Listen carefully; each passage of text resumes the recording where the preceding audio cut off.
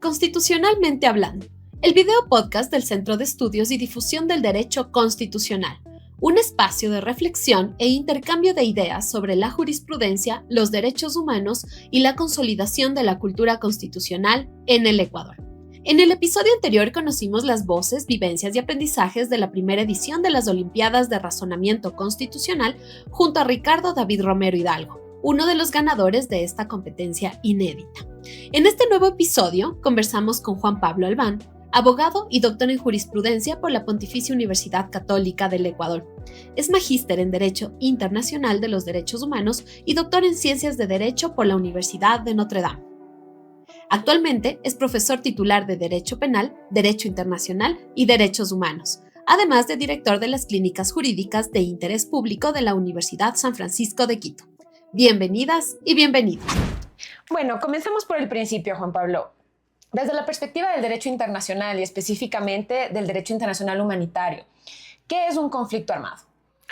Bueno, para que exista conflicto armado debe existir hostilidades, es decir, actividades de combate entre, bien sea las fuerzas regulares de dos estados, a eso le llamaríamos un conflicto armado internacional, o entre grupos armados organizados dentro de un estado con las fuerzas regulares de ese estado. A eso le conocemos en general como un conflicto armado no internacional o como un conflicto armado interno. Sin embargo, por supuesto, cuando se trata de este segundo tipo de conflicto, hay otras condiciones que deben verificarse para que desde el punto de vista jurídico, efectivamente, podamos hablar de conflicto armado. La primera de ellas tiene que ver con el nivel de intensidad del evento, de la confrontación. Esto del nivel de intensidad tiene que ver con la frecuencia de los ataques, con la naturaleza de los ataques, con el alcance de los ataques, con el ámbito territorial en que estos ataques se producen. Y también hay otro elemento a considerar que es el grado de organización del grupo alzado en armas o del grupo armado organizado, que debe tener una estructura de mando, debe tener acceso a armamento, debe tener una distribución de funciones o tareas, una capacidad operativa continuada a través del tiempo, es decir, la capacidad de mantener un esfuerzo militar de combate frente a las fuerzas regulares o a otros grupos armados organizados. Entonces, jurídicamente no cualquier situación de violencia puede ser calificada como un conflicto armado. Jurídicamente, no toda situación en que se emplea armamento puede ser calificada de un conflicto armado. Jurídicamente, no en toda situación de violencia podría explicarse el recurso a fuerza letal, fundamentalmente, porque realmente la razón por la que nos interesaría calificar un determinado evento violento como un conflicto armado es para que esté legitimado el empleo de fuerza letal. De acuerdo. Entonces, en términos normativos y de régimen, de marco jurídico, ¿qué implicaciones tiene la existencia de un conflicto armado, sea de naturaleza internacional o de naturaleza no internacional? Hay dos elementos importantes. Creo que lo primero que es necesario decir es que las normas del derecho internacional de los derechos humanos aplican en todo tiempo, en tiempo de paz y en tiempo de guerra. Pero hay un conjunto de normas del derecho internacional que justamente a lo que apuntan es a proteger personas, a proteger objetos en el contexto de las guerras. A eso le llamamos el derecho internacional humanitario, y ese conjunto de normas del derecho internacional aplica únicamente en tiempos de guerra. Concretamente, en el contexto de los conflictos armados no internacionales, la normativa relevante, fundamentalmente, son el artículo 3 común de los convenios de Ginebra, adoptados en 1949, y un protocolo adicional a esos convenios de Ginebra, que es el protocolo adicional segundo, adoptado en el año 1977. Sin perjuicio de ello, existe una doctrina del Comité Internacional de la Cruz Roja, que es el ente rector del derecho internacional humanitario, es decir, el que vela por su implementación, y existe además abundante jurisprudencia de organismos internacionales, tanto del derecho internacional de los derechos humanos como del derecho internacional penal, que fijan pautas adicionales de operación de las normas del derecho internacional humanitario.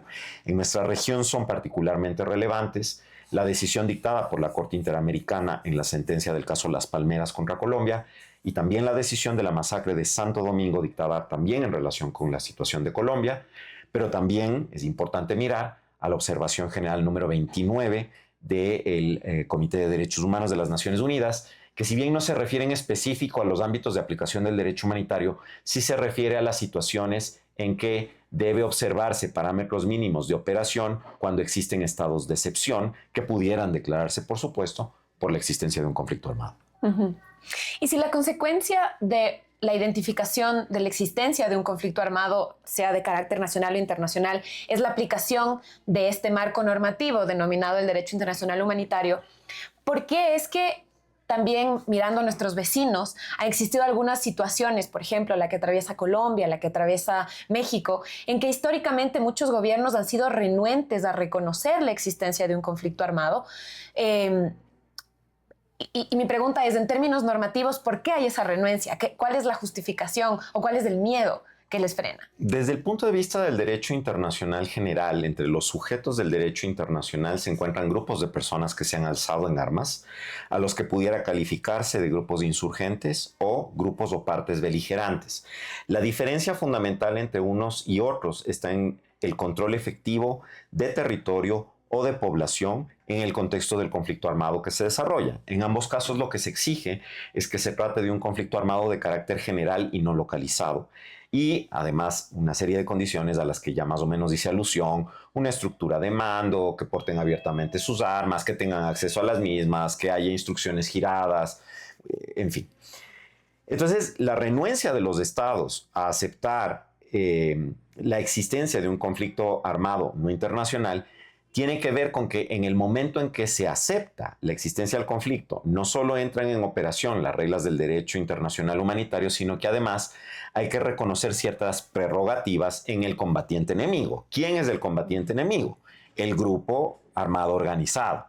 Y muchos países han optado, mejor, para evitar darles ningún tipo de concesión, simplemente tratarles como bandas delincuenciales o como grupos terroristas. Pensemos en Burkina Faso, por ejemplo, que claramente atraviesa por un escenario de conflicto armado y sin embargo ha decidido calificar a los bandos armados, a los grupos alzados en armas de grupos terroristas, porque de esta manera, primero, puede utilizar un despliegue de fuerza ilimitado, no sujeto a las reglas ordinarias del derecho humanitario y a sus principios rectores, como necesidad, distinción, etcétera, etcétera.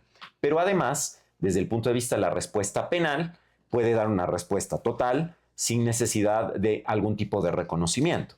Si se acepta la existencia del conflicto armado no internacional, en cambio, obviamente pasan estos grupos a ser sujetos del derecho internacional, obligados por el derecho humanitario, pero al tiempo también titulares de ciertas prerrogativas bajo el derecho internacional general.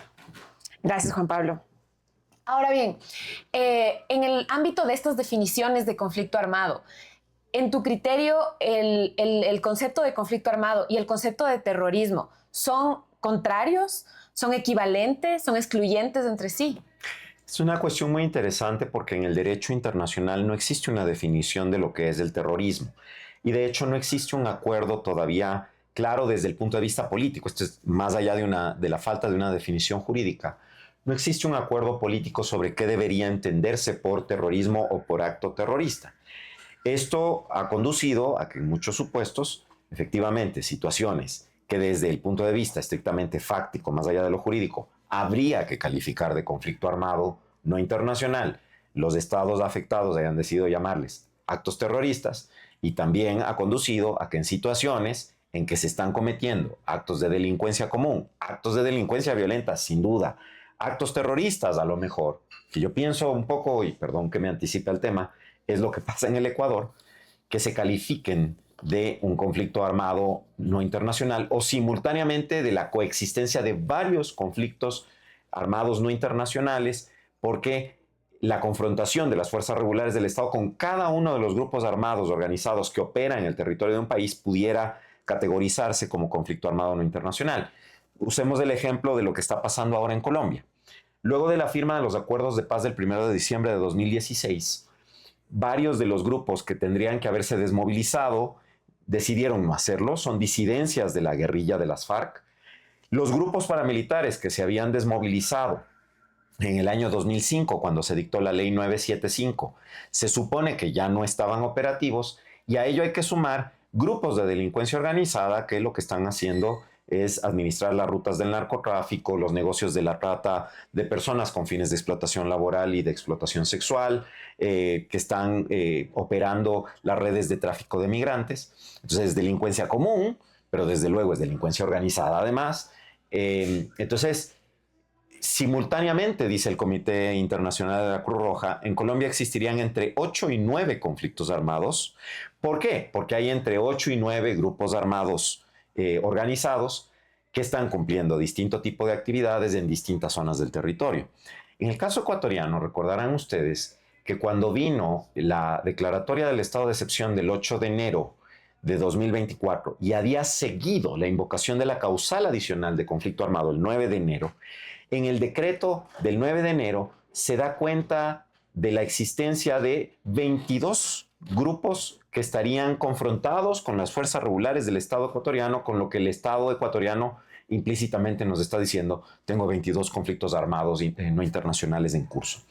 Entonces, la línea que divide el terrorismo de un conflicto armado no internacional es bastante difusa, pero además, y esto hay que reconocerlo, en el desarrollo del derecho internacional humanitario reciente existe una tendencia a aceptar que hay otras formas de conflicto que no son las formas de conflicto clásicas. Una guerrilla con una reivindicación política e ideológica en contra del ejército de un Estado, sino que también hay estos otros escenarios de conflicto en los que perfectamente serían aplicables las normas del derecho humanitario que implican la operación de bandas de delincuencia organizada transnacional, que en teoría es lo que nosotros estaríamos atravesando.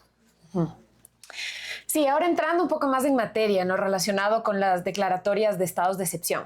Sin duda, lo que vive el Ecuador desde hace un par de años es una situación de violencia y delincuencia organizada nunca antes vista. Y a partir del año 2021, el Poder Ejecutivo, en ese entonces, en la persona de Guillermo Lasso, como presidente, comenzaron a enviar a la Corte Constitucional una serie de decretos que declaraban los estados de excepción inicialmente solamente por la causal de grave conmoción interna, justamente para tratar de enfrentar esta situación de violencia y de delincuencia.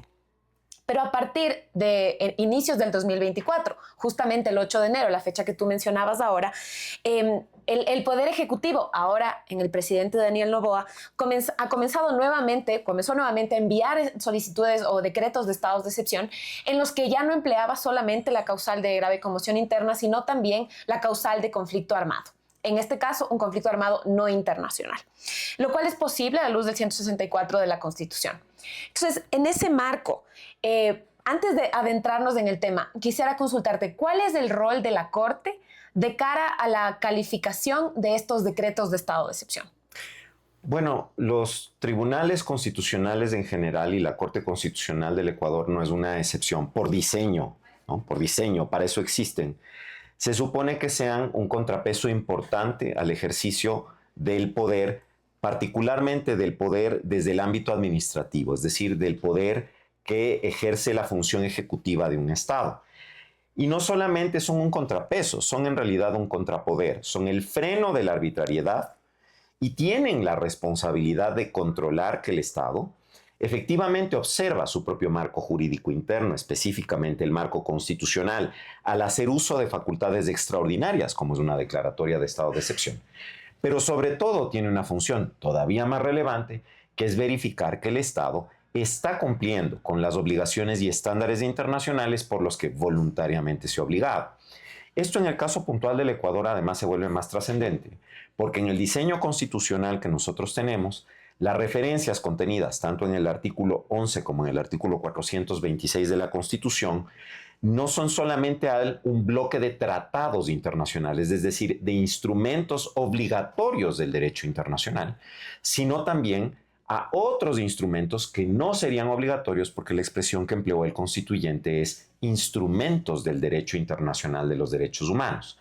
La Corte entonces es la guardiana de la vigencia de la Constitución y de otras normas que integran la Constitución. Por eso mismo hablamos de un bloque de constitucionalidad, que son estas normas del ámbito de los derechos humanos, unas veces vinculantes, otras veces no vinculantes para los demás estados, pero que en nuestro caso, de todas formas, tendrían que ser tomadas en cuenta. Uh-huh.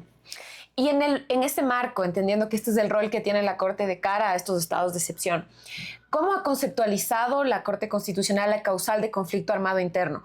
¿Ha utilizado la misma línea o ha seguido la línea del derecho internacional para la calificación de estas causales, específicamente la de conflicto armado? Bueno, la Corte de hecho ha aludido justamente a los estándares internacionales al hacer el análisis de la cuestión. Desde el primer dictamen sobre el estado de excepción del 8 de enero, 9 de enero del 2024 y la reforma sobre el régimen particular de restricción de circulación que se emitió pocos días después en el decreto ejecutivo 135. Estoy hablando del dictamen 1 del 2024-EE. Ya hace esta reflexión sobre cómo hay una serie de estándares que observar, había mencionado algunos de ellos: intensidad de la confrontación, organización del grupo armado organizado contra el cual supuestamente se mantiene el conflicto. Y creo yo, de manera muy acertada, hace un planteamiento sobre cómo, desde un punto de vista solamente normativo, solamente jurídico, no se puede determinar si existe o no existe un conflicto armado no internacional, porque la reflexión que corresponde hacer es una reflexión de naturaleza fáctica, es decir, en los hechos tenemos que constatar que efectivamente hay una confrontación activa, que esa confrontación activa abarca la mayor parte del territorio si estamos declarando un estado de excepción de alcance nacional por esta causal, que se trata de un grupo que tiene una estructura de mando, que se trata de un grupo que tiene una capacidad operativa para mantener el esfuerzo militar en el tiempo, que tienen acceso a armas, etcétera, etcétera. Entonces, la Corte no le dice de entrada al Poder Ejecutivo Nacional: no hay conflicto armado no internacional. Lo que le dice es: a mí no me toca hacer la calificación de que existe el conflicto armado no internacional, porque esa es una cuestión fáctica. A mí lo que me corresponde es analizar si es que desde el punto de vista jurídico están reunidas las condiciones para que usted declare el estado de excepción con todos los poderes extraordinarios que el estado de excepción a usted le otorga. Lo propio hizo la Corte en el siguiente dictamen, en el dictamen 2-24-EE, en el que se controla la renovación del estado de excepción. Aquí vale la pena, creo yo, abrir el paréntesis. No es Ecuador el primer país en que se da una situación de esta naturaleza en nuestra región, pero con toda franqueza que vivamos 19 meses en estado de excepción, ya en este punto resulta absurdo. Es decir, esto ya no es la excepción, pues. O sea, esto es lo ordinario. Lo ordinario es que estamos en un escenario de movilización de la Fuerza Armada, disposición extraordinaria de recursos públicos, posibilidad de empleo de la fuerza letal, además, porque el Estado, desde el Poder Ejecutivo me refiero, sigue insistiendo en que vivimos en guerra. Y al tiempo nos dice que todas las medidas de seguridad que ha tomado son súper efectivas. Entonces, ¿cómo es que si son tan efectivas, seguimos viviendo en guerra y seguimos renovando el estado de excepción, invocando cada vez la causal de la existencia de un conflicto armado o de varios conflictos armados no internacionales? Entonces, la Corte otra vez le llama la atención al Poder Ejecutivo y le dice: mire, a mí no me toca corroborarle a usted que existe un conflicto armado no internacional, porque es usted el que está diciendo que existe ese conflicto armado no internacional. Si es que la intensidad de las hostilidades y el grado de organización de los grupos que están enfrentados con el Estado es tal que se justifica la aplicación del derecho humanitario, el derecho humanitario entra en aplicación automática. No hace falta que yo diga: ahora se aplica el derecho humanitario. Lo que sí le dejo claro, y eso se lo dijo la Corte desde el primer dictamen, es que el derecho internacional de los derechos humanos aplica en todo tiempo y que usted no puede soslayarlo, no puede dejar de aplicarlo. Por primera vez la Corte, en el dictamen 7-24-EE, que es de agosto, es justo de un año atrás, de ponencia, si no me equivoco, del juez Richard Ortiz, por primera vez de manera muy explícita sí le dice: ¿sabe qué? No. Esa causal no se la admito, porque grave conmoción interna claramente existe, pero la otra causal usted no la ha justificado y no ha logrado justificarla a lo largo de todos estos meses en que usted ha insistido en renovar los estados de excepción por un presunto conflicto armado no internacional. Entonces ya no le admito esta causal. Y en adelante lo que ha hecho la Corte, en las siguientes renovaciones y controles de constitucionalidad de los sucesivos estados de excepción, es decir, no me ha justificado que esto sea así, le acepto el estado de excepción por la grave conmoción, porque en conmoción sí estamos, pues. O sea, cuando cualquiera es secuestrado a la salida de su casa, cuando hay masacres como la que acaba de ocurrir en Durán, dentro de una organización privada, cuando, no sé, la seguridad del país está realmente comprometida por el actuar de la delincuencia violenta y la delincuencia organizada, claro que estamos conmocionados, todos estamos conmocionados. Pero de ahí a que estemos en guerra, creo que hay una distancia bastante grande. Gracias, Juan Pablo. En realidad, ya has cubierto algunas de las razones por las que la Corte le negó a partir del 224E la causal de conflicto armado para el estado de excepción al Poder Ejecutivo, que lo había decretado así. Ahora, hay algunas razones en específico que la Corte ha utilizado para negar o para declarar la inconstitucionalidad de estos estados de excepción. Uno de ellos es, por ejemplo, y te consulto tu opinión al respecto, es el hecho de que la Corte comenzó diciéndolo a partir del 224E, pero con mucha más contundencia a partir del 1124E, le dijo al presidente, los análisis que tienen que hacerse de la existencia de intensidad y de organización por parte de los participantes en este supuesto conflicto armado, tiene que hacerse específicamente de cada grupo y específicamente de cada enfrentamiento. Es decir, la organización tiene que acreditarse en cada uno de los grupos armados y también la intensidad respecto de cada uno de los enfrentamientos que ocurren entre el Estado y este grupo que está identificado. La Corte dijo, no es adecuado o no es admisible que se pretendan acumular estos hechos, como que todos ellos permitirían acreditar de forma general y no específica de cada uno de estos participantes la existencia de un conflicto armado. ¿Qué opinas sobre este estándar? Yo estoy de acuerdo, porque finalmente lo que el Estado está tratando de hacer, y cuando digo el Estado me estoy refiriendo concretamente al Poder Ejecutivo, es como armar un paquete. Armar un paquete para explicar que la situación es de una gravedad tal que no tiene más alternativas que movilizar a la Fuerza Armada, disponer medidas presupuestarias extraordinarias, etcétera, etcétera, porque estamos en una situación de guerra.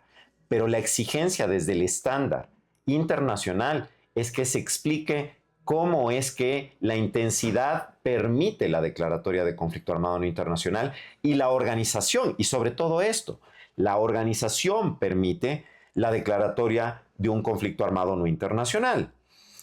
Hay una sentencia muy interesante sobre esta cuestión del Tribunal Penal ad hoc para la ex Yugoslavia, que es la sentencia del caso Boskovsky, en que se establece que la organización debe permitir que ese solo grupo, considerado de manera individual, pueda mantener unas operaciones de carácter prolongado, que son operaciones de tipo coherente y que ocurren a nivel nacional o general y no solamente a nivel local. Y eso no se cumple con ninguno de los grupos de delincuencia organizada que operan en el Ecuador en realidad. No ocurre. Con eso no estoy diciendo que no son peligrosos. Con eso no estoy diciendo que no son violentos. Con eso no estoy diciendo que no deben adoptarse medidas extraordinarias para enfrentarlos. Lo que estoy diciendo es que no estamos en guerra con ellos. Y creo que la Corte ha atinado al decirle al Estado, mire, no, usted no puede armar una bolita, ¿no? Empaquetar todo y decir, este es mi conflicto armado, porque no es así como funciona. Este no es solamente el criterio de la Corte y, como dije, del Tribunal para la ex Yugoslavia en el marco de la sentencia del caso Boskovsky. Esa también fue la opinión, por ejemplo, de la Corte Penal Internacional al analizar la situación de Kenia cuando estaba tratando de determinar si efectivamente habría que calificar de operación de grupos armados organizados o bandas armadas organizadas que controlan territorio, que controlan población, que tienen capacidad de mantener el esfuerzo militar, para decir que existía un conflicto armado no internacional y que por ende lo que se estaban cometiendo eran crímenes de guerra y no crímenes de lesa humanidad. La misma reflexión se hizo. Aquí tal vez el paréntesis para decir que los crímenes de lesa humanidad se pueden cometer tanto en tiempo de paz como en tiempo de guerra, mientras que los crímenes de guerra se cometerían únicamente en tiempo de guerra porque implican violaciones del derecho humanitario. Entonces yo creo que la Corte ha atinado. De ahí a que desde el punto de vista de la evaluación política, ya no jurídica, política, eso no satisfaga las aspiraciones del poder de turno, bueno, es un debate diferente. Pero pues el control que tiene que hacer la Corte es un control, en primer lugar, de tipo jurídico. Obviamente la Corte, por su naturaleza misma, por la trascendencia de su labor, no puede prescindir del contexto político en el que está ocurriendo el evento, pero su función es una función técnica. Entonces, para mí la Corte ha atinado. Y en el mismo sentido lo que acabas de decir, esta calificación de que para satisfacer el requisito de organización. Los grupos armados deberían estar en condiciones de ejecutar operaciones sostenidas en el tiempo. Pero la Corte, a partir del 1124E y también en el dictamen, el primero de este año, el 125E, hizo mucho énfasis en que, si bien el presidente había acreditado en sus decretos que esta capacidad de operaciones sostenidas, esta capacidad logística había sido acreditada, no se había acreditado que esta capacidad logística tenga que ver con operaciones militares, sino que sea más bien una capacidad logística en términos amplios para poder desplegar actividades delictivas, violencia, etcétera, criminalidad, pero que como no se había acreditado esta capacidad específica de operaciones de carácter militar, pues no se había acreditado el requisito. ¿Qué opinas sobre este otro estándar que fue el más recientemente empleado por la Corte incorporado en su jurisprudencia? Definitivamente es así, porque para que hablemos de un conflicto armado no internacional, se entiende que los grupos enfrentados sean grupos armados organizados que se enfrentan entre sí o grupos armados organizados que se enfrentan contra las fuerzas regulares del Estado, deben estar persiguiendo objetivos de naturaleza militar, no simplemente la comisión de acciones delincuenciales, que por cierto, si es que lo miramos de manera general, ¿no? Si miramos el contexto de manera general, no son necesariamente además operaciones delincuenciales de tipo coherente, ¿no? Más bien son operaciones delincuenciales como aisladas, desconectadas, ¿sí? Entonces creo yo que efectivamente la Corte otra vez atina al hacer esta reflexión, porque desde el punto de vista del estándar internacional, efectivamente es así. El requerimiento es que exista una coherencia. La misma sentencia del Tribunal para la ex Yugoslavia, insisto, una sentencia del año 2008, hace alusión no solo al carácter prolongado, sino al carácter coherente de las actividades desarrolladas por el grupo armado. Gracias, Juan Pablo. Ahora te hago una pregunta un poco más complicada, porque no tiene que ver con el análisis de la jurisprudencia, sino más bien con tu perspectiva académica. En tu criterio, ¿existe en el Ecuador un conflicto armado no internacional? Bueno, en su momento, cuando recién se había dictado los primeros decretos, tuvimos una serie de debates académicos en la Universidad San Francisco de Quito, donde yo soy profesor. No solamente entre los abogados, porque a veces los abogados somos muy cuadrados para reflexionar las cosas, sino también con la gente de ciencias políticas. Y la conclusión a la que arribábamos era que desde el punto de vista estrictamente jurídico, está claro que no se cumplen estándares, pero desde el punto de vista fáctico también está claro que no están reunidas las condiciones para que podamos hablar de un conflicto armado no internacional. Y yo creo que esa situación no ha variado.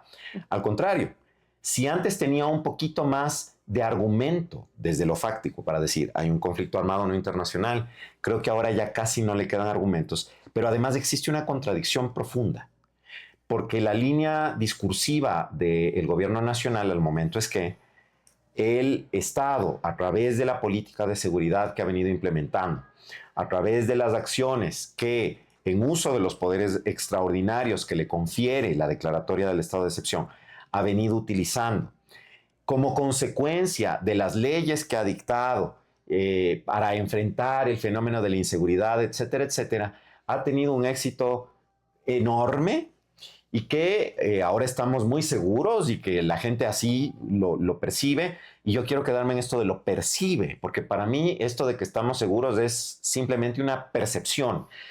Claro, quienes estamos en los grandes centros poblados de este país seguramente pensamos, no, esto está funcionando, ha bajado la delincuencia, pero si nos vamos a las provincias y sobre todo a las provincias más deprimidas de este país, particularmente las provincias de la costa, nos vamos a dar cuenta de que esa no es la realidad. Los grupos delincuenciales siguen actuando.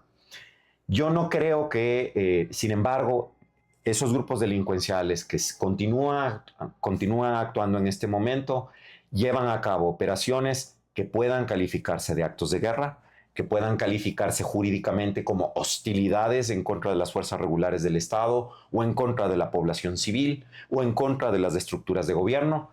Y yo no creo tampoco que podamos afirmar, precisamente porque sí, el Estado ha avanzado en darles golpes importantes a algunos de estos grupos, que se pueda afirmar que hay un nivel de organización y que hay una capacidad de mantener con cierta intensidad un esfuerzo militar, porque en este momento no lo hay. Entonces, en lo fáctico, para mí tampoco existe el conflicto armado no internacional.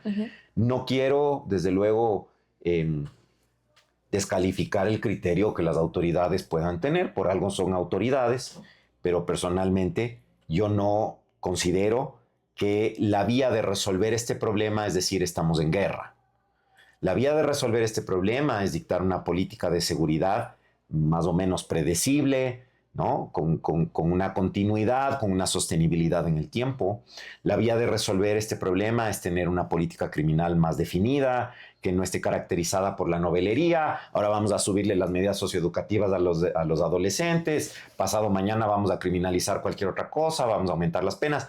Tiene que haber una ingeniería penal que responda a la realidad que estamos atravesando, pero que también sea sostenible. Y tiene que haber sobre todo una política penitenciaria que nunca hemos tenido. Porque yo creo que es importante que la ciudadanía recuerde que cuando esto empezó, empieza en las cárceles. Uh-huh. Esto empezó en las cárceles, como una disputa entre grupos de delincuencia organizada por el control de la actividad delincuencial, fundamentalmente del narcotráfico, del tráfico de armas, de la trata de personas, y que hoy por hoy la situación en los establecimientos carcelarios no diría se mantiene, diría es todavía peor. Al común de los ciudadanos eso no le interesa, los ciudadanos están seguramente contentos con lo que está ocurriendo, quieren efectivamente una suerte de modelo Bukele y no se dan cuenta de cómo eso eventualmente puede revertirse en contra de la población general. Y nos ha conducido a este punto, correcto. Al grado de violencia en el que hoy vivimos, al grado de inseguridad en el que hoy vivimos, que estoy seguro que es mucho mayor que el que teníamos en enero del año 2024 y es mucho mayor del que teníamos en el año 2019 cuando se dieron los primeros incidentes en las cárceles durante la administración de Lenín Moreno. Uh-huh.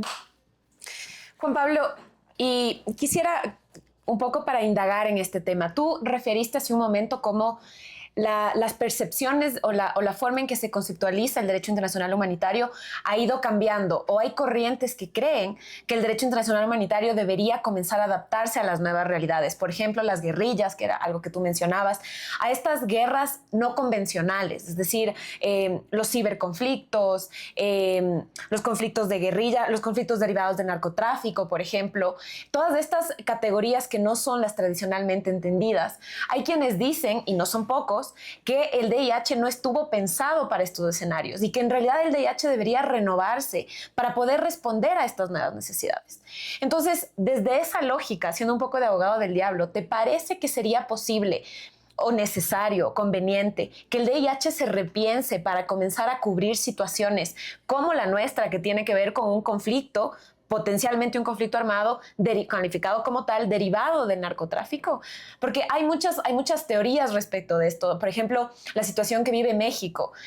Hay muchas organizaciones internacionales que consideran que por ser un conflicto derivado netamente del narcotráfico, como es nuestro caso, no debería ser considerado un conflicto armado.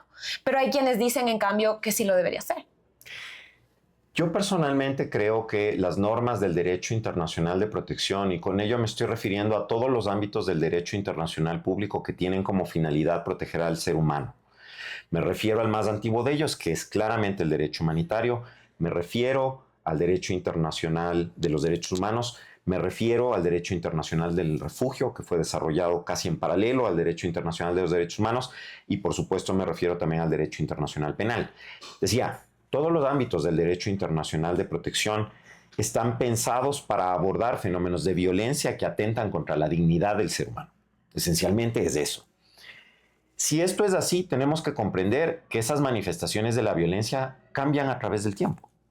El ser humano por naturaleza no es bueno, y aquí yo sé que mucha gente seguramente al escuchar este podcast va a decir es demasiado radical lo que está planteando. El ser humano por naturaleza es malo. Tiende a ser malo, tiende a ser violento. Si lo pensamos desde un punto de vista simplemente de una lógica evolutiva, no podemos olvidarnos de que somos animales evolucionados que hemos luchado por mantener el control sobre un sistema, ¿no? Entonces, si por naturaleza somos violentos, seguramente cada vez se nos ocurrirán formas más originales de ser violentos. Y precisamente por eso no podemos ver los instrumentos del derecho en general, no solo del derecho internacional, al derecho como constructo social, al derecho como constructo político, al derecho como ámbito científico también, como desde una lógica estática. tiene que evolucionar. El derecho tiene que evolucionar. Y eso es lo que siempre desde el primer año de estudios en las facultades de jurisprudencia se les dice a los estudiantes de derecho. El derecho está en constante evolución. Y mucho más los ámbitos de protección del derecho internacional público. Por ello, yo creo que sí es necesaria una revisión de los estándares del derecho humanitario para abarcar otras manifestaciones de violencia en las cuales pudieran presentarse supuestos de tal carácter extremo que exijan respuestas extremas como el empleo de fuerza letal autorizado, ¿no? Porque finalmente a eso apunta el derecho humanitario, entre otras muchísimas cosas. Pero lo que no creo es que es el Ecuador el que tiene que llevar la bandera de yo voy a reformar el derecho humanitario solo y voy a crear un derecho humanitario a mi medida y voy a decir qué es el derecho humanitario. Y creo que es ahí donde estamos fallando. Nosotros estamos estirando la piola, es decir, sobre estándares que ya estamos tratando a pretexto de que respondemos a una realidad violenta de violar también estándares del derecho internacional de los derechos humanos, de violar nuestra propia constitución. Estamos violando el ordenamiento jurídico inferior, ¿no? Y estamos diciendo, no, es que todo esto se justifica porque estamos en guerra. No funciona así, ¿no? Entonces sí, creo que es necesaria una reflexión profunda. Yo lamento mucho, y de verdad lo digo, como académico que soy, tú también has sido académica, Gaby, a mí me parece terrible la ausencia de la academia de este debate. Porque este es un debate que se ha dado entre operadores políticos, unos a favor y otros detractores del gobierno. Pero quienes tal vez deberíamos de estar, no sé si liderando esta discusión, pero al menos aportando insumos para una discusión más constructiva, somos precisamente quienes nos dedicamos a investigar, a estudiar, a enseñar el derecho internacional. Y hago un llamado a nuestros colegas que están en esta labor para que nos interesemos más, para que seamos menos apáticos, porque yo creo que el otro factor por el que hemos podido llegar a esto, más allá de estirar la piola y de todo lo que hablamos antes, es justamente esa apatía, que tal vez es justificable en el ciudadano común y corriente, pero aquellos que nos ganamos el pan tratando de defender la dignidad de las personas, de nuestros semejantes, no deberíamos mantenernos al margen de este debate, de estas decisiones que toma el poder, porque el efecto último de estas decisiones que viene tomando el poder es que cada vez tenemos más limitados nuestros derechos. La gente no se da cuenta, pero ese mismo pretexto para sacar a las Fuerzas Armadas a la calle y utilizar fuerza letal en contra de ciertas personas sospechadas o efectivamente miembros de grupos de delincuencia organizada es lo que próximamente va a permitir el control financiero total de las organizaciones de la sociedad civil y es lo que hoy por hoy ya permite medidas extraordinarias de espionaje, porque no hay cómo calificarle de otra manera, espionaje sin de las posibilidad de comunicaciones. fiscalización. Correcto, sin controles, ¿no? Y la gente, el ciudadano común y corriente piensa, no, es que ahí los que van a salir perdiendo y bien hecho son los lobos, los tiguerones, los chone killers, etc. No, pierde ese ciudadano común y corriente. Entonces, creo que sí, hay que transformar el derecho humanitario. No sé si es la tarea solo de Ecuador.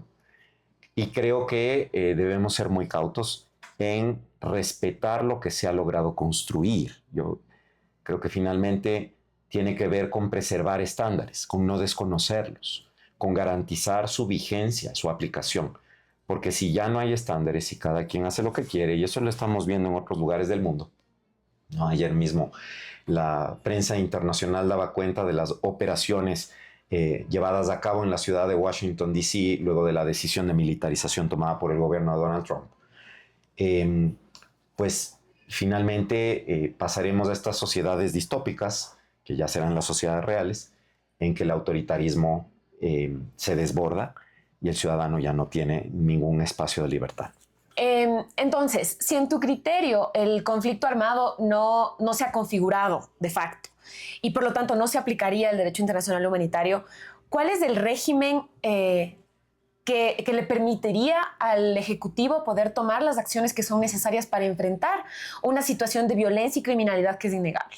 Bueno, el entendido que como la Corte ya le dijo varias veces al Poder Ejecutivo Nacional, las normas del derecho internacional de los derechos humanos tienen que observarse en tiempo de paz y en tiempo de guerra.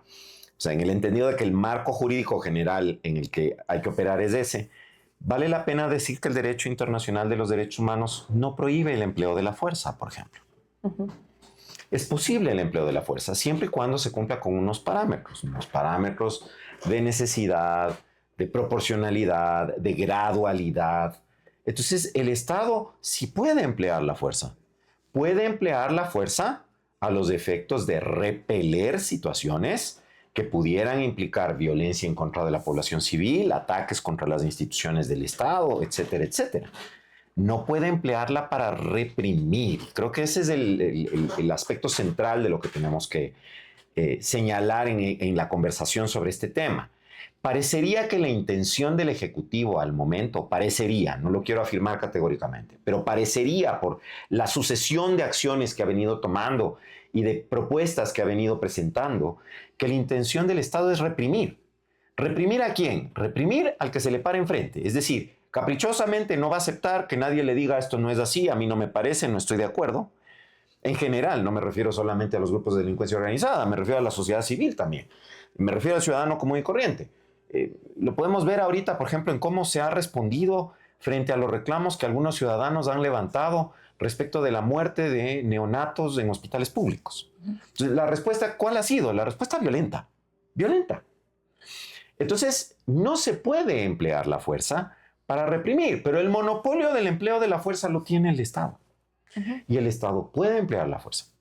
Y lo que tendrá es que justificar que la medida era necesaria, que era proporcional, que era idónea, y tendrá que fiscalizar con posterioridad quién usó la fuerza, cómo usó la fuerza, si ese uso de la fuerza derivó en violaciones de derechos humanos y, de ser el caso, iniciar las investigaciones respectivas, atribuir consecuencias jurídicas si es que hubo abusos de poder, si es que hubo atropellos. Pero se puede emplear la fuerza, es decir, la respuesta a los grupos delincuenciales debe ser contundente, pero para ello no necesitamos decir que estamos en guerra. No hace falta decir que estamos en guerra. Sin estar en guerra, estando en una situación de conmoción, ya puede declarar un estado de excepción, como lo viene haciendo, ya puede tomar medidas extraordinarias, pero además, de ordinario, la legislación ecuatoriana y los estándares internacionales le permiten al Estado tomar una reacción de fuerza en contra de actos de fuerza, de actos violentos. Y considerando todo esto, considerando que las herramientas en términos jurídicos para el presidente están disponibles, al menos en una medida considerable para enfrentar la situación, ¿te parece que la Corte ha sido ajena a la situación de violencia, de criminalidad, de delincuencia organizada que vive el país? Porque esa ha sido la crítica consistente y de varios sectores que ha enfrentado la Corte. Yo creo que la Corte ha sido coherente con, primero, su práctica anterior, porque como tú bien señalabas en la introducción de esta conversación, las declaratorias de estados de excepción no son solamente las que ha hecho el Poder Ejecutivo actual, ya se empezaron a hacer con anterioridad. La causal invocada en general era grave conmoción, pero pues no es un tema nuevo, entonces creo que ha sido coherente con sus puntos de vista anteriores. Creo además que ha hecho bien en evitar calificar la existencia de un conflicto armado no internacional y decirle al Estado, mire, jurídicamente yo no tengo que certificarle que hay un conflicto armado para que usted pueda declarar estado de excepción, porque usted tiene la causal de grave conmoción y esa le avalo que sí le existe. Pero además ha tenido una función muy interesante de corregir para evitar excesos, para evitar abusos. Y yo entiendo por qué en el imaginario popular eso puede ser el poner en riesgo la seguridad de los ciudadanos o atentar contra el proyecto del Estado para garantizarnos seguridad. Yo no creo que es eso. Yo creo que al contrario, es garantizar que nuestros derechos sigan en vigencia, porque la gente no se da cuenta. Pero el uso de esas facultades extraordinarias puede dirigirse efectivamente contra los miembros de grupos armados organizados o de bandas delincuenciales, pero en cualquier momento también puede dirigirse contra el ciudadano común y corriente. Y baste para ello pensar en la desaparición de los 4 niños en Malvinas o en las ejecuciones extrajudiciales cometidas en distintas provincias de la costa ecuatoriana a lo largo de estos 19 meses de vigencia del Estado. A pretexto del a pretexto de que hay un conflicto armado y de que estos podrían ser miembros de los grupos armados organizados. De acuerdo. Hablemos ahora un poco respecto a la utilidad del estado de excepción como herramienta para enfrentar el conflicto. Sostenidamente, la Corte ha dicho, como tú ya referías, que la situación de la determinación de un conflicto armado es una cuestión de facto y que lo único que hace la Corte es calificar la existencia o no de un conflicto armado como causal de estado de excepción y que el presidente mantiene todo el resto de sus facultades que son derivadas del ordenamiento jurídico nacional para enfrentar una situación de violencia que él bien podría calificar como una situación de conflicto.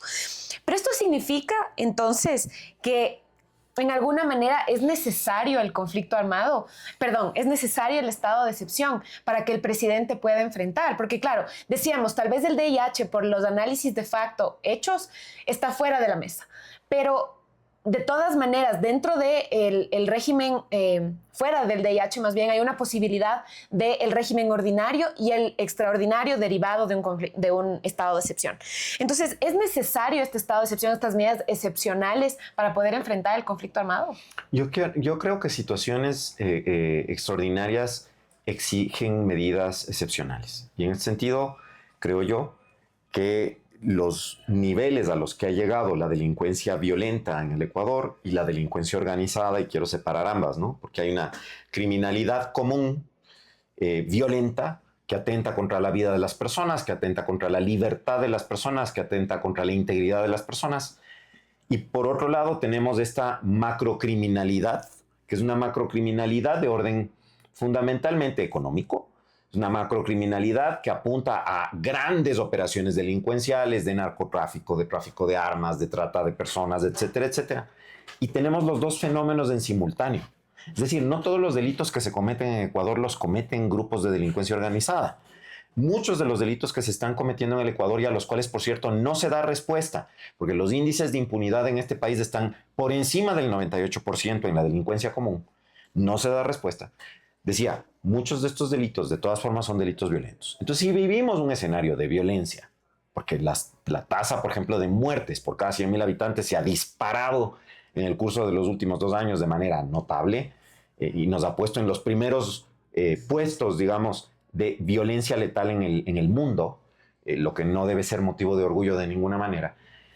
Si es que efectivamente hay grupos delincuenciales que tienen una capacidad notable para ejecutar operaciones de gran escala y causar serios daños y atentar contra la seguridad, la integridad, la vida de miembros de la fuerza pública, etcétera, seguramente sí son necesarias medidas excepcionales. Y en este sentido yo no puedo descalificar por completo que se haya acudido a la figura del estado de excepción para adoptar estas medidas excepcionales. Sin embargo, tengo serias dudas de que podamos vivir en la excepcionalidad. Eso es lo que a mí me preocupa. Es decir, una vez, 2 veces, el gobierno nos dice, ya bajaron los índices de criminalidad, lo que yo ya estoy haciendo es muy efectivo. Bueno, entonces, ¿por qué sigue renovando el estado de excepción? Entonces, el estado de excepción deja de ser excepcional y pasa a ser lo ordinario. La situación ordinaria es que vivimos en estado de excepción. La situación ordinaria es que paseamos por las calles y de repente vemos un tanque militar y a los militares con armas largas en la esquina. La situación ordinaria es que cualquier persona puede ser parada en la calle y de repente conducida a una instalación que a lo mejor no es un centro regular de detención porque estamos en estado de excepción y tenemos que tomar medidas extraordinarias. No. O bien está resultando o bien no está resultando. O sea, no nos pueden tomar el pelo y decir, esto es muy efectivo, yo estoy haciendo cosas maravillosas y todo me sale muy bien, y al tiempo decir, pero necesito seguir gobernando de esta manera. No. O es lo uno o es lo otro. O es efectivo o no es efectivo. Sí, medidas excepcionales frente a situaciones extraordinarias, pero no vivir en la excepcionalidad. Yo no creo que eso está bien y creo que ya hace rato pasamos, porque llevamos 19 meses en estado de excepción. Hace rato pasamos el parámetro de lo razonable en cuanto a la duración de un estado de excepción. Y Juan Pablo, también considerando un poco el alcance limitado que tiene el estado de excepción en el sentido de que hay un número previsto de medidas excepcionales que pueden derivarse de un estado de excepción. Principalmente si analizamos los decretos dispuestos durante el 2024 y parte del 2025 también, vemos que las principales medidas dispuestas por el presidente tienen que ver con la intervención complementaria de las Fuerzas Armadas a las actividades policiales de seguridad ciudadana. Lo que ya era posible sin estado de excepción. Correcto, justo ese es mi punto. La suspensión de la inviolabilidad de domicilio, que tiene que ver con los allanamientos y las requisas. Lo que es posible bajo la legislación ordinaria, siempre y cuando medie la orden judicial. Considerando además que ahora el allanamiento sin orden judicial es posible, a la luz de la última ley aprobada de la Ley de Solidaridad Nacional por la Asamblea. Pero bueno, eso en principio también sería posible. Y las requisas y las inspecciones ya eran posibles bajo el régimen ordinario del Código Orgánico Integral Penal. Correcto. La restricción a la libertad de tránsito, como es el toque de queda, tal vez es lo único que no es posible de forma equivalente con el régimen ordinario. Y sin embargo, desde el punto de vista de la ley orgánica de seguridad pública y del Estado, ya existen disposiciones que más o menos permiten limitar la movilidad precisamente por situaciones excepcionales sin necesidad de que exista una declaratoria formal de estado de excepción. Y finalmente, la inviolabilidad de correspondencia, lo cual también ya es posible en ciertas medidas, con ciertas limitaciones, en un régimen ordinario. Entonces, tomando esto en cuenta, tomando en cuenta que tiene que ver los efectos materiales de la declaratoria del estado de excepción, solamente permiten este abanico de posibilidades, no le permiten al presidente mucho más. Entonces, considerando eso, el decretar un estado de excepción es la medida idónea para garantizar la seguridad y la tranquilidad de los ciudadanos en el contexto en el que vivimos ahora?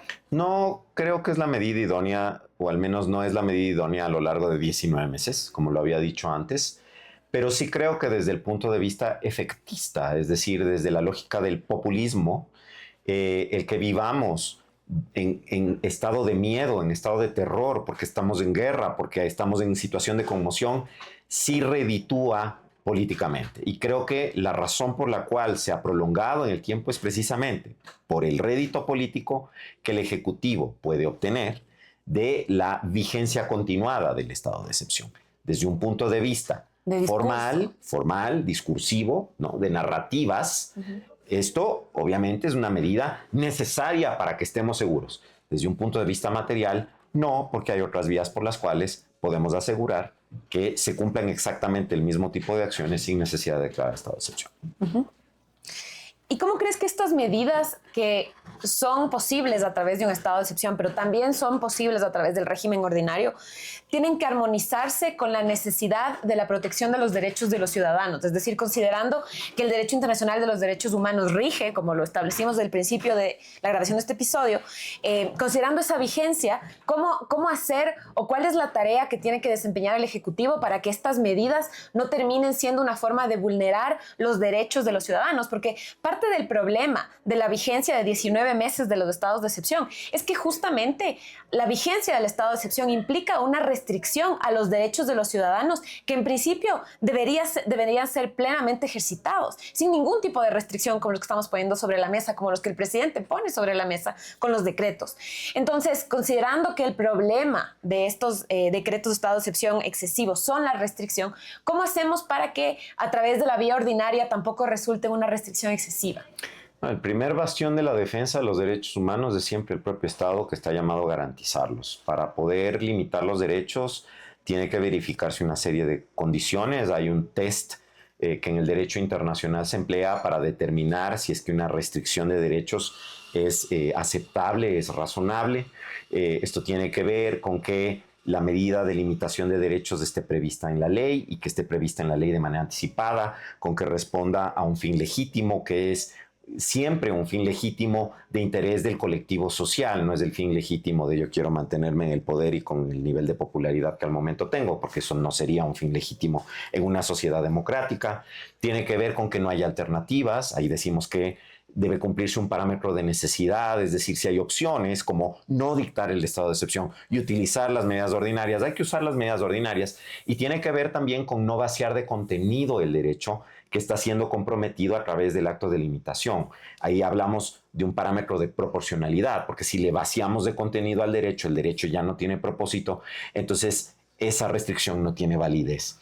Entonces, en el entendido de que tenemos esa forma de verificar si lo que estamos haciendo es correcto o no cuando estamos limitando derechos, el Estado mismo es el que debería ocuparse de constatar si se está excediendo.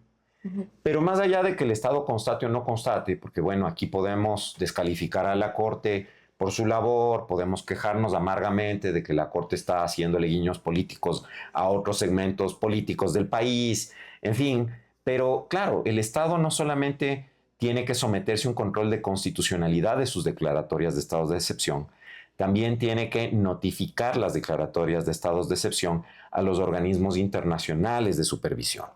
El artículo 27 de la Convención Americana sobre Derechos Humanos y el artículo 4 del Pacto Internacional de Derechos Civiles y Políticos obligan a los Estados miembros de estos tratados, Ecuador es parte de ambos tratados, a notificar en el un caso a la Comisión Interamericana de Derechos Humanos y en el otro caso al secretario general de la ONU la declaratoria del estado de excepción, el tiempo por el cual se mantendrá la medida, los derechos que se van a ver limitados, porque no se puede limitar cualquier derecho. Una suspensión de derechos, primero, tiene un carácter temporal, pero segundo, no abarca cualquier derecho, hay derechos que no son suspendibles. Sobre esto hay jurisprudencia muy interesante a nivel interamericano. Y bueno, y de hecho hay una sentencia en contra del Ecuador, que es el caso Zambrano Vélez y otros, en el que se dijo, mire, cuando usted va a acudir al mecanismo excepcional de suspensión de los derechos, no puede suspender sino estos derechos y solamente en estas condiciones y no puede limitar. Por un tiempo determinado. Es correcto. Entonces, bueno, ya el Ecuador le jalaron las orejas internacionalmente por esto, de hecho, en el año 2007. Decía, y ahí sí, no va a valer marcha, no va a valer queja, no va a valer reclamo de la prensa afín al Poder Ejecutivo Nacional que nos dice que la Corte está actuando delincuencialmente y facilitando que los grupos delincuenciales operen, porque el organismo internacional le va a declarar responsable internacionalmente al Estado ecuatoriano. Hoy por hoy, de hecho, ya ha habido pronunciamientos tanto de la Comisión Interamericana de Derechos Humanos como del Alto Comisionado de las Naciones Unidas para los Derechos Humanos, como del Comité de Derechos Humanos de las Naciones Unidas, y dentro de pocas semanas la situación en Ecuador empezará a discutirse en el propio órgano de tratado al que yo pertenezco, en el Comité contra la Desaparición Forzada. Yo saldré de la sala, no puedo estar presente porque soy ecuatoriano, pero mis colegas están muy interesados en cómo se gobierna un país en excepción permanente. Uh-huh. Así que yo creo que también esa reflexión es necesaria desde el poder, es decir, ¿hasta qué punto yo puedo normalizar lo excepcional? ¿Y hasta qué punto yo puedo salirme con la mía con no reconocer ciertos estándares mínimos para poder enfrentar los fenómenos delincuenciales puertas adentro? Porque creo que esa reflexión no se está haciendo. Y bueno, lamentablemente la Corte ha sido descalificada por invitar a hacer esa reflexión y ha cumplido su rol de contrapoder, que es lo primero que dije cuando empezamos esta conversación. Uh-huh. La Corte ha cumplido su rol de contrapoder. Es lamentable que en un Estado que pretende ser una democracia, ese cumplimiento de una misión impuesta por la propia Constitución a la Corte sea vista como una mala acción, ¿no? Es lamentable que los ecuatorianos tengamos esta propensión tan notable a no respetar la institucionalidad, a no respetar el marco jurídico y a querer vivir siempre en la excepcionalidad y en lo que me conviene en ese momento y me conviene a mí, porque además en esa lógica caudillista, ¿no? Es lo que el caudillo de turno piensa y el autoritario de turno quiere. Tenemos que romper esto, ¿no?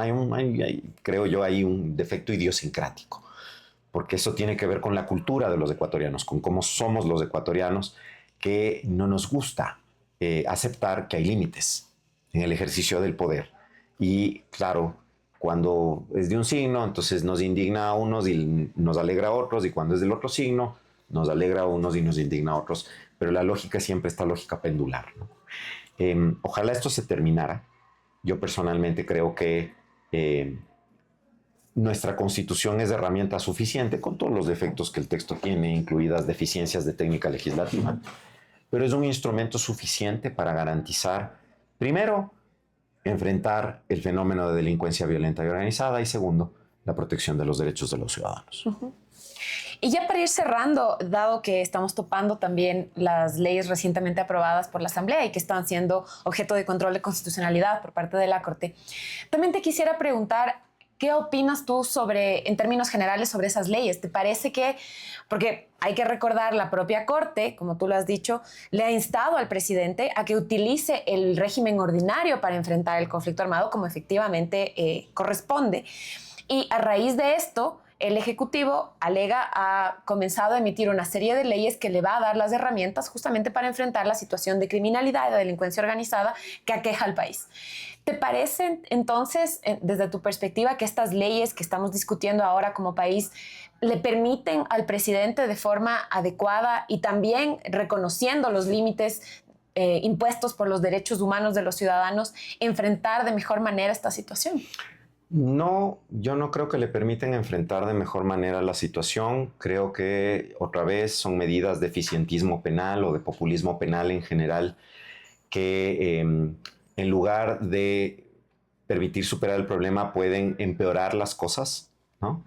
Esto es más allá de que ya en lo formal esas leyes se caen, porque desde el punto de vista simplemente del cumplimiento de una constitucionalidad formal, esas leyes todas fueron remitidas como proyectos urgentes en materia económica, abarcando medidas que nada tienen que ver con la cuestión económica y además metiendo reformas a distintos cuerpos normativos con lo que se violaba además una lógica de unidad de materia que es necesaria para que puedan tratarse así los proyectos.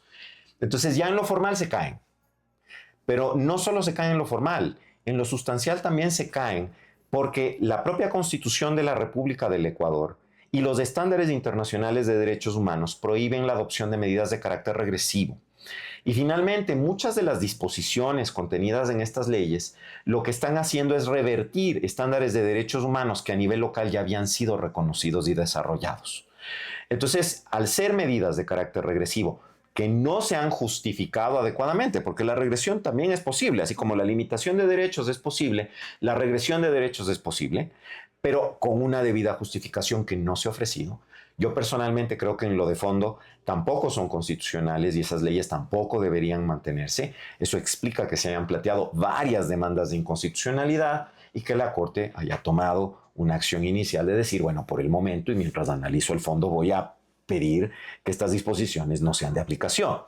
Eso también ha caído antipático, pero pues en estricto sentido, más allá de lo que la Corte pueda decir cuando analice el fondo de la cuestión, cuando los organismos internacionales conozcan de estas disposiciones legislativas aplicadas en situaciones concretas o inclusive en abstracto, van a determinar que se está violentando la obligación general que tienen los estados en materia de derechos humanos de adecuar su ordenamiento jurídico interno a sus obligaciones internacionales.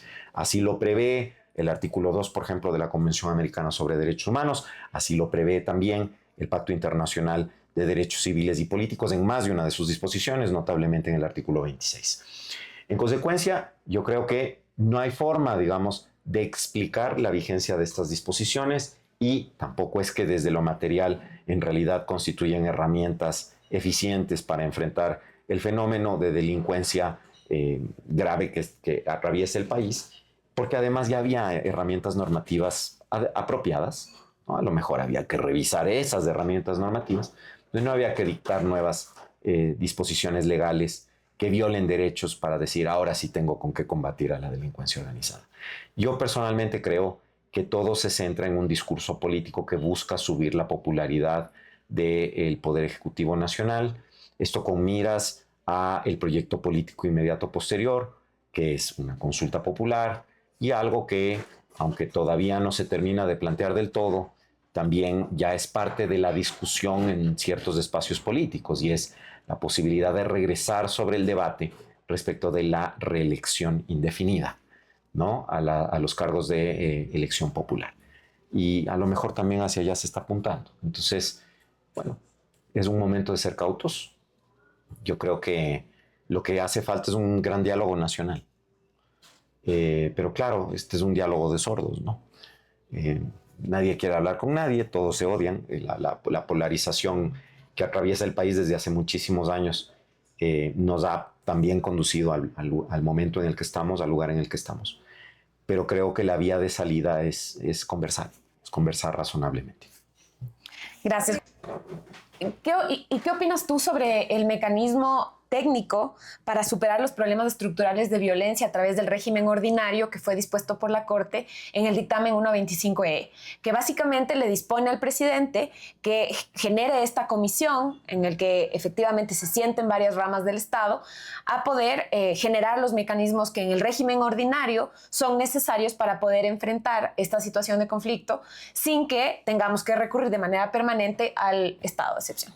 Yo creo que la Corte Constitucional, como cualquier otro órgano jurisdiccional, como parte de su potestad jurisdiccional tiene la capacidad de disponer todo lo que sea necesario para cerciorarse de que sus dispositivos, es decir, sus decisiones, son cumplidas.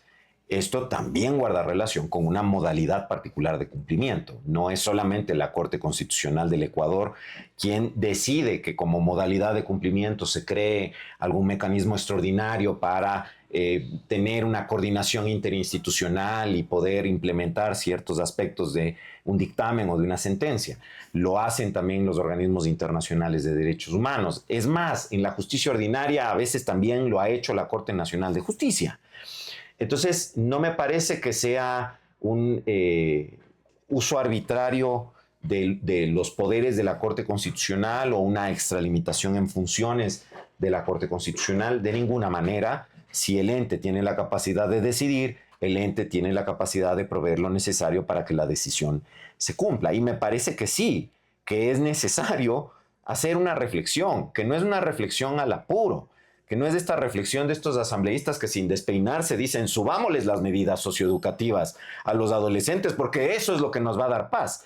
No es esa la reflexión. Es una reflexión de carácter técnico. Y esa reflexión de carácter técnico debe convocar efectivamente a todos los entes que tienen competencias relevantes y sobre todo responsabilidades en la garantía de los derechos ciudadanos y en la preservación de las instituciones del Estado. Porque finalmente lo que nos estamos jugando en este momento es el país. Eso es lo que nos estamos jugando. El seguir siendo una democracia o el pasar a ser un régimen totalitario, porque eso es lo que nos estamos jugando al final. Entonces, yo creo que la disposición de la Corte es una disposición totalmente comprensible y dentro de sus poderes a los efectos de verificar que se cumpla lo que ha dispuesto. Y lo que ha dispuesto es, además, muy razonable, es, por favor, deje de gobernar a través del estado de excepción y empiece a gobernar con las herramientas que ya tenía. Porque eso es lo que usted tiene que hacer. No puede mantenernos en vilo. No podemos vivir en excepción. Lo ordinario es no vivir en estado de excepción. Por favor, analice cómo va a implementar el marco jurídico con el que ya cuenta, ¿no? Y si hay que revisar algo, revíselo, pero no revíselo pues de esta manera que se está revisando, ¿no? Que finalmente lo que busca, de alguna manera, lo que busca el Poder Ejecutivo con la complicidad de su bloque en el Legislativo es ganarle terreno a los ciudadanos en limitarle sus derechos, cuando al contrario la historia de los derechos humanos es una historia de conquistas y de ganarle los ciudadanos espacios al poder. Es al revés la lógica en que se expanden los derechos humanos. Así que yo personalmente estoy de acuerdo con que la vía correcta es una reflexión técnica y con que la Corte no se ha excedido al disponer que esa reflexión técnica se haga. Gracias, Juan Pablo. Quiero agradecerte por haber participado el día de hoy en este episodio de Constitucionalmente Hablando. Los aportes de esta discusión que hemos tenido, esperemos que sirva a quienes nos escuchan para poder entender mucho más cuál es el alcance del conflicto armado, la declaratoria de un conflicto armado, y cuáles son los impactos que puede tener en términos de los derechos de los ciudadanos una declaratoria de estado de excepción prolongada, además, durante casi 1 año y medio, y cómo en realidad el gobierno tiene tal vez sobre la mesa las herramientas necesarias para poder enfrentar la violencia y la delincuencia organizada y para, a través de las herramientas que ella tiene, poder garantizar de mejor manera los derechos de todos. Así que quiero agradecerte profundamente por estar aquí el día de hoy. Gracias, Gaby. Nuevamente, gracias al CEDEC por la invitación. Ha sido realmente un placer tener esta conversación.